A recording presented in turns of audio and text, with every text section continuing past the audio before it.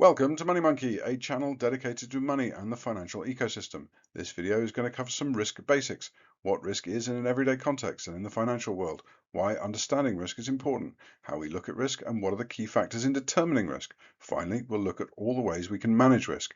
I hope you enjoy this video, and if you do, please feel free to like it and subscribe to the channel. Just a quick caveat before we get started. I've worked in financial services my whole career and have learned a few things about money I thought might be useful to pass on. These videos are designed to give you information and not advice. Hopefully, these videos will support you in your journey towards understanding and using money more efficiently. Let's start at the beginning with a definition. What is risk? Risk is broadly defined as the chance that something will happen. This is usually in the context of that thing being unpleasant. We encounter risk in every aspect of our daily lives. Just getting out of bed in the morning, you run the risk that you'll stub your toe or fall over while you're putting your shoes on.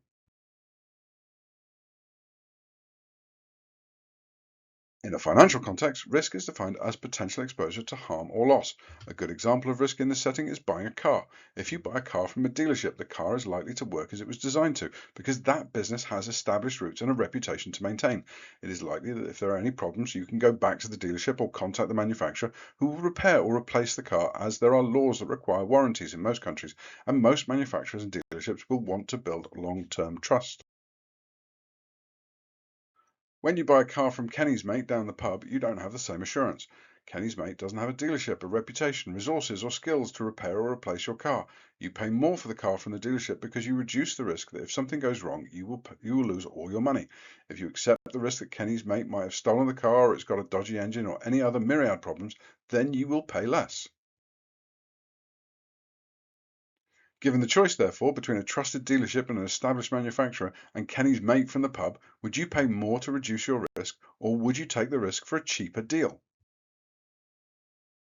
Another example of risk in finance is in investments. There are some investments that are considered low risk. In an investment context, the higher the risk, the greater the potential reward, generally speaking.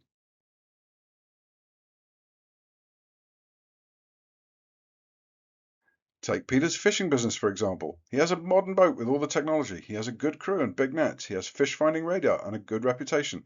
It's pretty certain that he'll catch a lot of fish. He is considered low risk because of these factors, and because of this, Peter has a lot of investors who would be willing to lend him money or buy into his business. He can therefore pay a much lower return to you because he has a large demand from other investors and doesn't need to pay a premium to attract them. Chester's business is an entirely different proposition. His business is a lot smaller and his boat won't hold as many fish. He doesn't have fish finding radar and he's doing it all by himself. He's bound to catch fewer fish than Peter, and there's a risk he won't catch any at all because he might get lost or won't be able to go out in bad weather. Chester has fewer investors interested in lending him money because he's a much higher risk than Peter. Because of all these things, he has fewer options and he will have to pay more to investors to interest them in investing in his business. If you're prepared to assume more risk and put your money with Chester, you're liable to achieve a much higher return if his business is successful. The most common exposure that people have to investing in securities is through funds. A fund is a simple concept. You pool your money with a lot of other people who have similar interests and beliefs. The fund manager will then take your money and buy different investments that match the requirements of your portfolio. In this example, Jeff might be interested in both investments and will therefore put his money into a fishing fund that invests in the fishing industry and owns interests in dozens or even hundreds of fishing boats. Therefore, if one business is unsuccessful, Jeff won't lose all of his money. This is a good way to diversify your risk. Imagine doing this with 100 fishing businesses across different parts of the world, lowering your overall exposure by buying into multiple businesses in different geographies who are fishing for different fish with different techniques and with different skills means that you are decreasing the risk that you will suffer economic loss if one of the businesses fails, and you're still investing in something that you are interested in.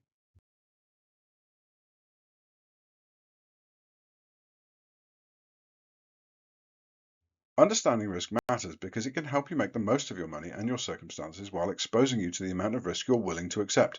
You need to understand what risks are potentially heading your way and what the likelihood of those risks materializing is.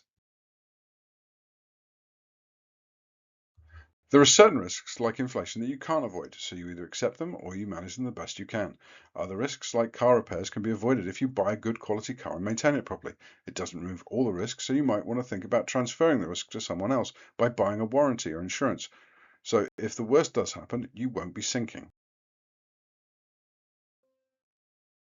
Medical costs and job losses are mostly beyond your control, but there are things you can do to reduce the risk. Eating a healthy diet and exercising reduces medical risks, and you can plan ahead for job losses by continuing your professional training, networking, and making sure you have a good savings plan. Each risk is different, and your risk tolerance and the way in which you deal with individual risks will be different too. Some you'll choose to accept because they're not that likely to happen. Few people buy meteor insurance, but everyone in England owns an umbrella. Some risks you'll transfer to someone else. You can buy insurance policies for practically anything. This includes everything from standard policies that cover accidental damage or personal liability to more exotic policies. Some singers, for example, will insure their voices. Some risks you'll manage through preparation. You might have savings to help you recover from financial setbacks or backup plans in the event of anything going wrong, or you'll eat more salad than you want to stay healthy. Let's move on to how we identify risk. Generally, it's best to see any situation, circumstance, or investment as part of a whole and not an isolated event. If you're looking at buying a house, look at the history of the house and any nearby. Assess the neighborhood, the building materials, the neighbors. Also look at other options. There's rarely only one right property. You'll also need to look at your circumstances. Will I need more space than the property has, or can I manage with less space now or in the future? Can I maintain repayments? Is it a neighborhood that has good schools, a good community, a local shop? This assessment is often called due diligence. Risk is usually assessed using two criteria: likelihood of the risk materializing and impact once it does. Likelihood or probability can be analogized as a game of chance. In skee ball, the more likely it is you'll get the ball in the hole, the lower the score. The less likely, the higher the score. With the risk matrix, this is reverse. The lower the likelihood, the lower the score. So when you're looking at risk, think about how likely it is the risk will materialize. If you can, look at previous quantitative data. If that doesn't exist, think about your own experiences. How often does it happen to you or someone you know? If it's a rare occurrence in similar situations, you can score it low. The second key measurement is impact. This is the overall impact a risk will have on you or your circumstances if it crystallizes or happens. Impact can be measured in more or less the same way as likelihood. Look at the qualitative and quantitative data points. How bad is it when it all goes wrong? Is the wave going to wash away the sandcastle, the beach, or the whole island? The bigger the potential impact, the higher you would score it. This brings us to the risk matrix. This plots the correlation between likelihood and impact. Effectively, what is the likelihood that a risk will affect us, and what would be the impact of that risk if it materialized? Risks tend to be visualized by plotting them on this type of matrix. A lot of risk matrices are drawn with this color coding to make it easier to picture where a particular risk might sit and the steps you might need to take to manage that risk. It is important to be aware that not everyone's risk matrix is going to be identical.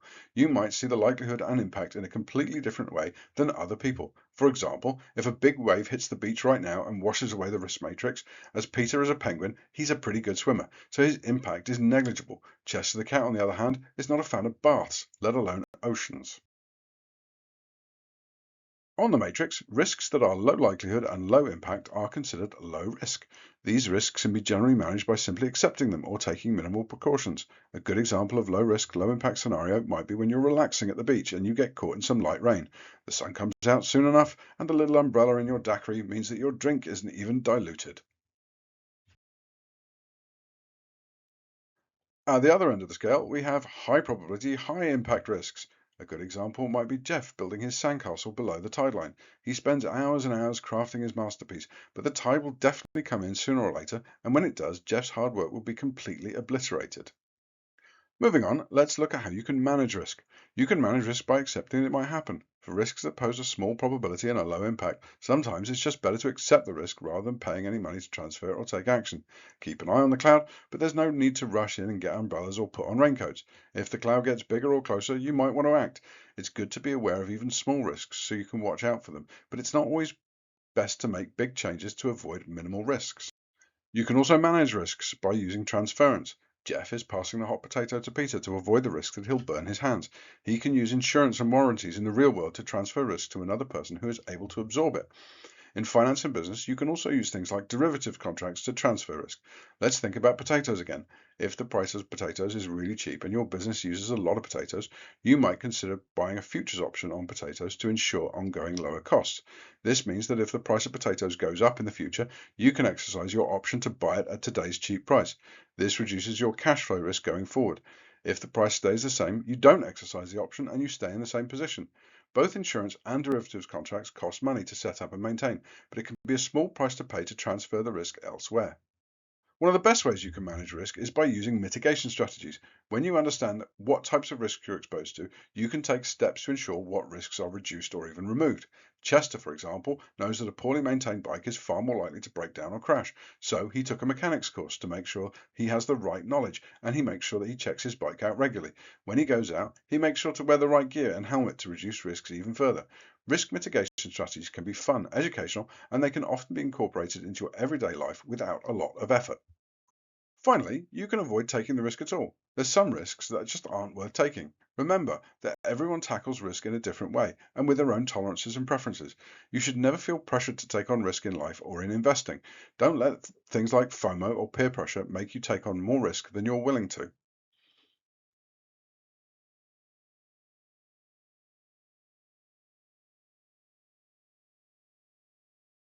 When it comes to taking risks when you're investing, you should always be aware of how much risk you're willing to take. Never invest more than you're comfortable with. It doesn't matter what everyone else is choosing to do. If you aren't comfortable, then don't do it. Take some time and rethink your strategy. You might choose different risk management techniques. You might choose to risk less money or walk away altogether.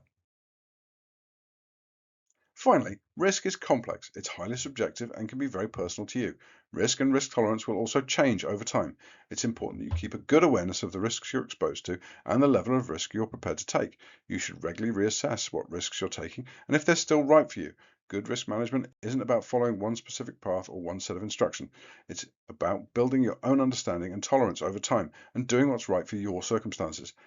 I hope you're enjoying these videos, and if you are, please feel free to like them, share them, and subscribe to the channel.